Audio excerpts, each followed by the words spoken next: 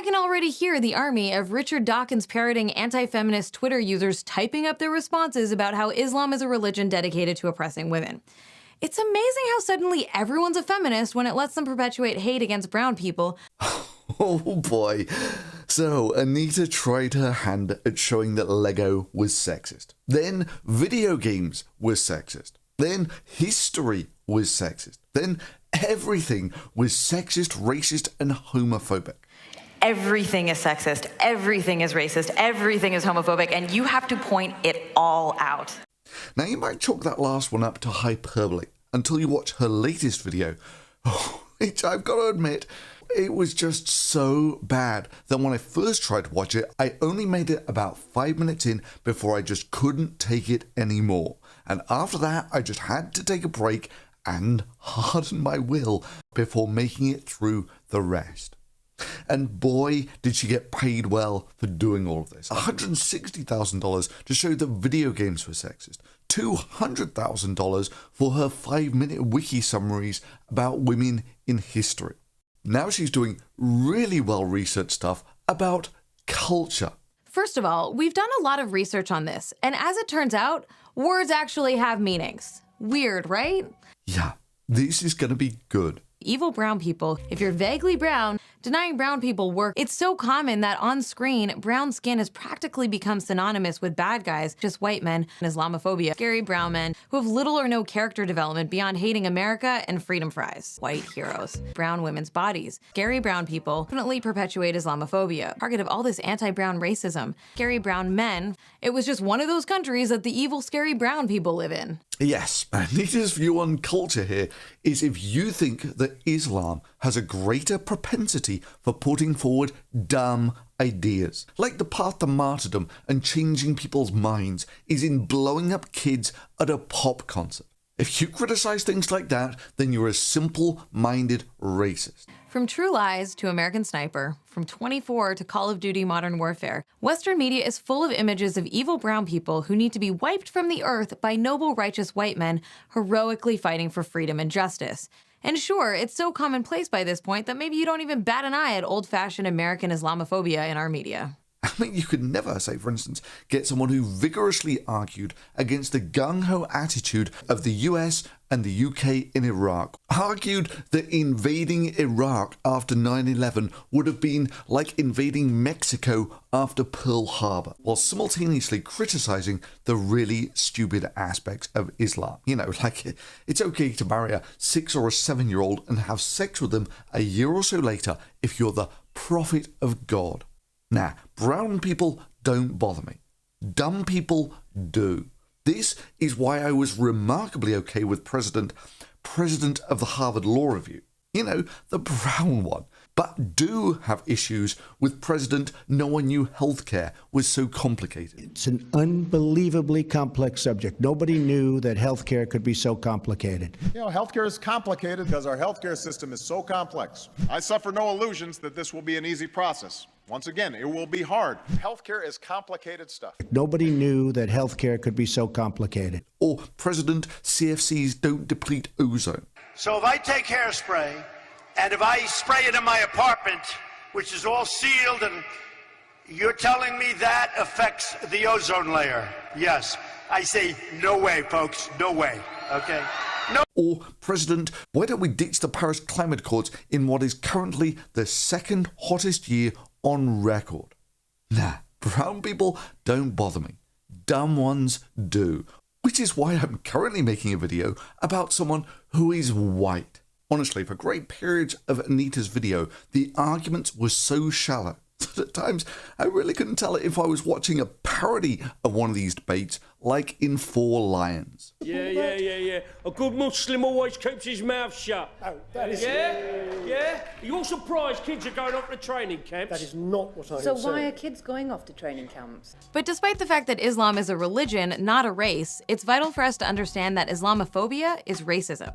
Right, well, first off, I object to the term training camps. You just used it. No, I did not. If you've been paying attention this far, you might be asking yourself, if Islam isn't a race, then how can Islamophobia be racism? It's a Western fantasy. You people think of Muslims running around the mountains with guns and bombs. Yeah, that'd suit you down to the ground, wouldn't it? But they do exist, don't they? I'm not saying they don't exist. What I'm saying is, if you'll listen, is that if they didn't exist, you people would have to invent them. So let's start by clarifying a few terms whose meaning has been obscured by media that paints the entire Middle East with the same broad, shallow, ignorant brush. And sure, it's so commonplace by this point that maybe you don't even bat an eye at old-fashioned American Islamophobia in our media.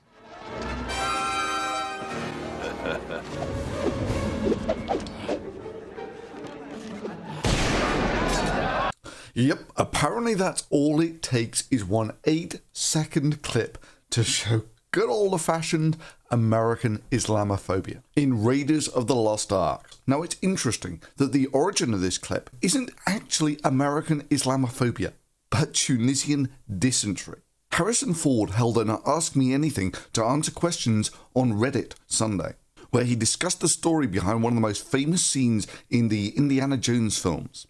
The first movie, Raiders of the Lost Ark, Indiana Jones is being chased through the streets of Cairo by a bunch of goons when he comes face to face with a scary swordsman who brandishes his weapon, preparing what seems to be an epic duel. Instead, Indiana shoots the swordsman. Genius. In the Ask Me Anything, Ford said the scene was actually supposed to be a lengthy sword fight, but he was suffering from dysentery at the time and could only film scenes in 10-minute increments before having to run to his trailer to take care of business. Instead, Ford and the director, Steven Spielberg, decided it would be better to have Indiana Jones shoot the swordsman, considering the scene would have taken an extra 3 days to shoot. Yeah, good old-fashioned American Islamophobia. Let's start by clarifying a few terms whose meaning has been obscured by media that paints the entire Middle East with the same broad, shallow, ignorant brush. I mean, let's see what else we can learn about the Indiana Jones films. You know, from 8-second clips. Like, Indiana Jones was nothing to do with stealing religious artifacts and killing Nazis. I told you!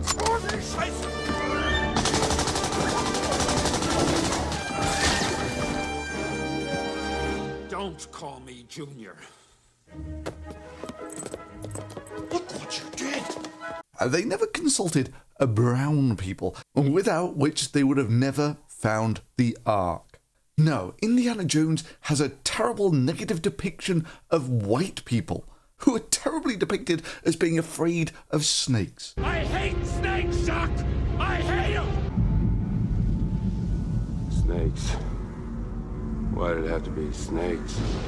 I mean, this good old-fashioned American white racism, where white people are just depicted as incompetent fools. I mean, just look at this 8-second clip. He's got friends in every town and village from here to the Sudan. He speaks a dozen languages, knows every local custom. He'll blend in, disappear. You'll never see him again. With any luck, he's got the grail already. Does anyone here speak English? Cool. What else you got for us, Anita?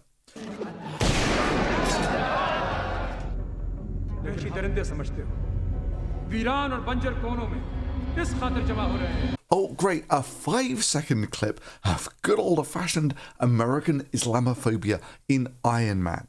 Another film which was totally monolithic in its simplistic depiction of brown people. I mean, it's not like in that exact same film there are brown people who are shown to have normal human emotions, like not wanting their families to be split up or anything. There's tremendous harm in centuries of images that reduce entire nations, cultures, and religions to the status of subhuman savages. People in the Middle East have never been established as human beings with real lives, hopes, dreams, and struggles. Honestly, it offended me a lot more when a tank actually manages to shoot Iron Man out of the sky, a moving target at a distance. And then after he doesn't die from terminal change of momentum. Suit or not, Tony died of blunt force injuries when the tank shell hit him, and then again when he hit the ground. But yeah, the tank which seconds earlier managed to blow Iron Man out of the sky at a distance manages to miss him at point blank range. But you know what, Anita? Then I realised this film wasn't trying to educate me about anti-physics or how tanks can hit moving targets at a distance but not static ones nearby because the plot demands it. It wasn't there to teach me that brown people can love their children, but it's simply a superhero movie, you know, for fun. Then she has a few more examples before she comes to rules of engagement.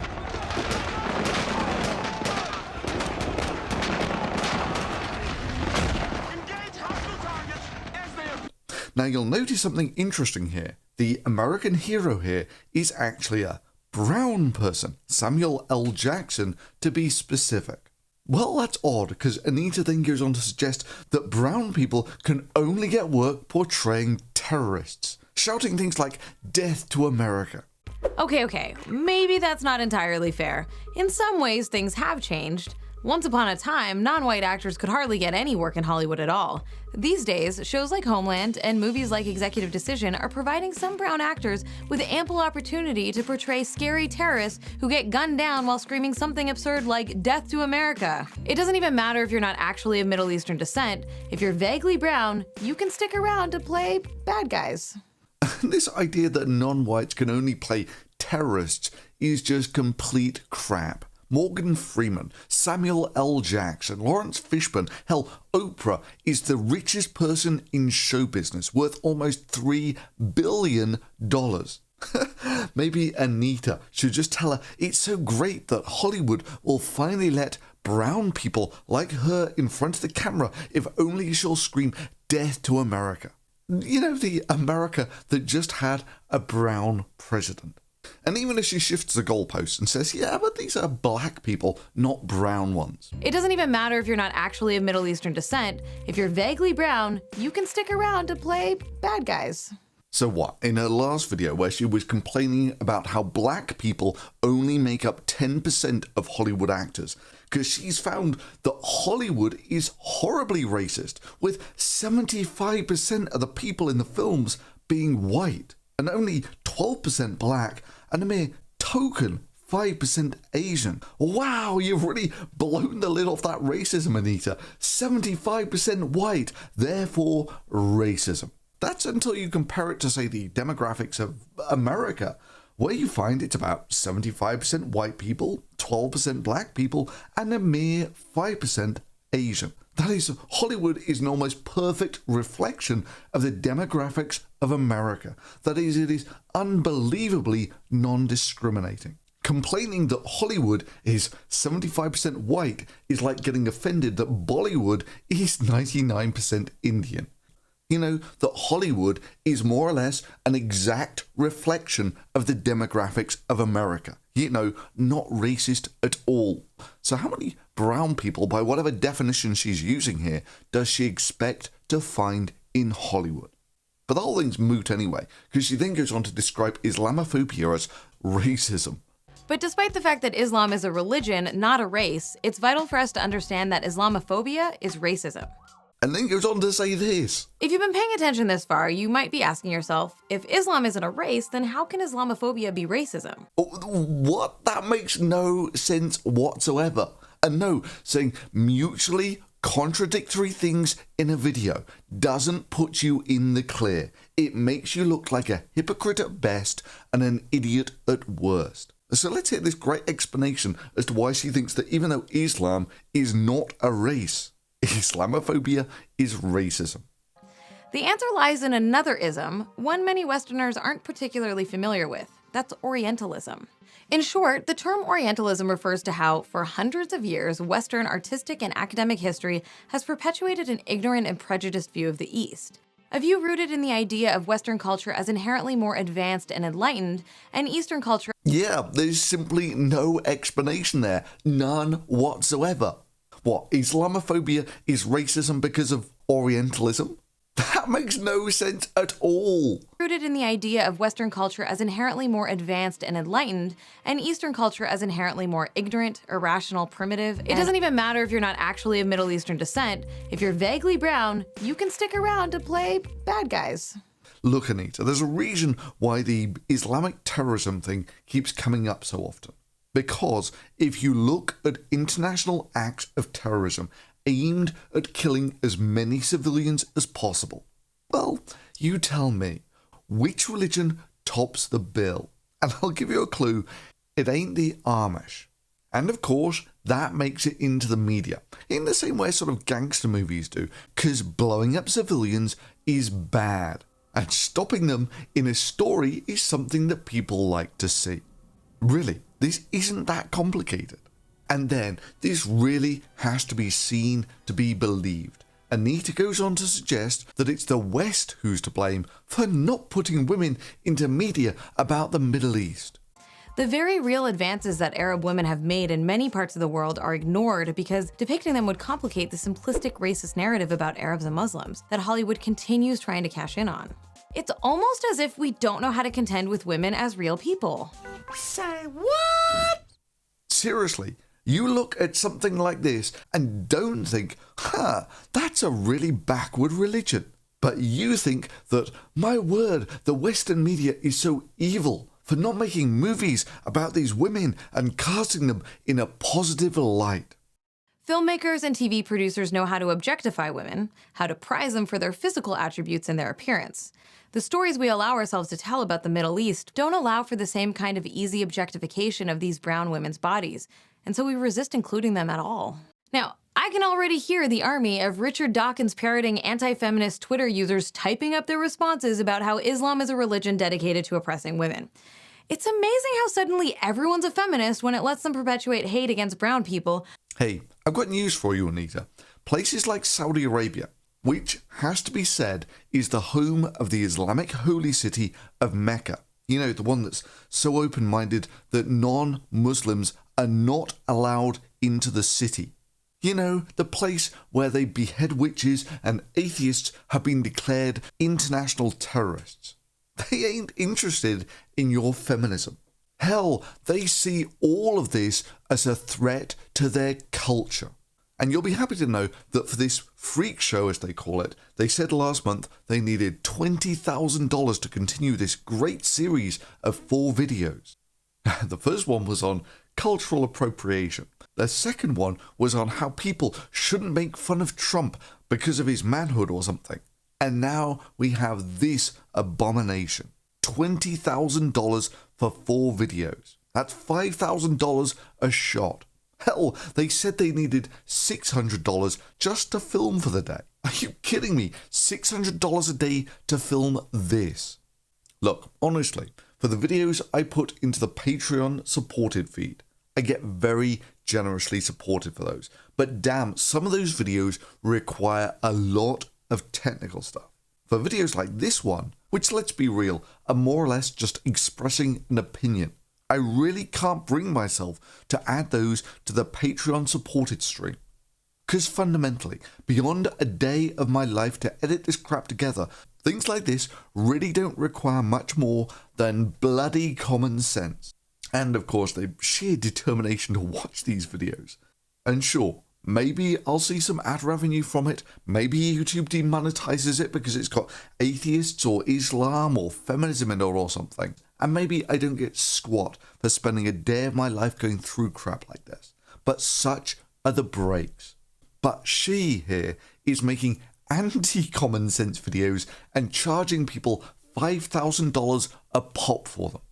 How? Seriously, how?